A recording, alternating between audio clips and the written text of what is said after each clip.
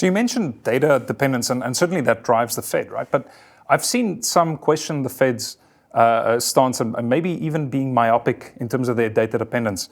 And have appealed for the Fed to take a more conservative stance when it comes to their sort of aggressive tightening. I wonder what you think about this, that point, specifically considering the amount of nuance there is in how we get to that inflation number, the nuance there is in jobs numbers in the US. I mean, how much trust do you put in these numbers, and should the Fed be blindly guided by the data as they currently try to portray they are?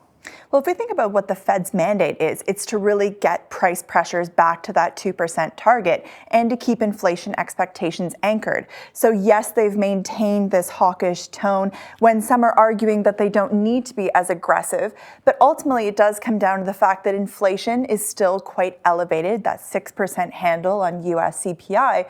It does really suggest that we need to continue to see their hawkish rhetoric persist. The key question, though, is the underlying strength in the economy there that it's been able to absorb the aggressive pace of tightening so far? Or is it because we have yet to see the lagged impact of that monetary tightening come through, in which case we could actually see quite a sharp downturn as that starts to feed through? So I think the Fed is being quite prudent in their stance right now. We're likely going to see them raise their policy rates to about that 5.75% mark. Pricing is around that, slightly higher.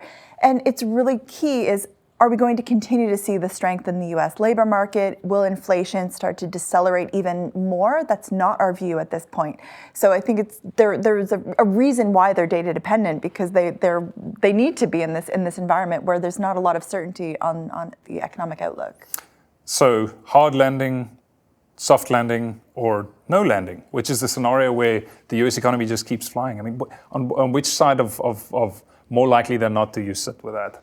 Well, I think we're data dependent to a certain extent as well, because the more that this US data comes in surprising to the upside does suggest there's scope for policy rates to tighten even more, and that raises the risk of a hard landing. Now, that's not our base case at this point. If anything, we do think we are going to see a US downturn, fairly short and shallow, so about a 1% peak to trough, as we start to see some of those increases in rates last year feed into those non-real estate type of sectors.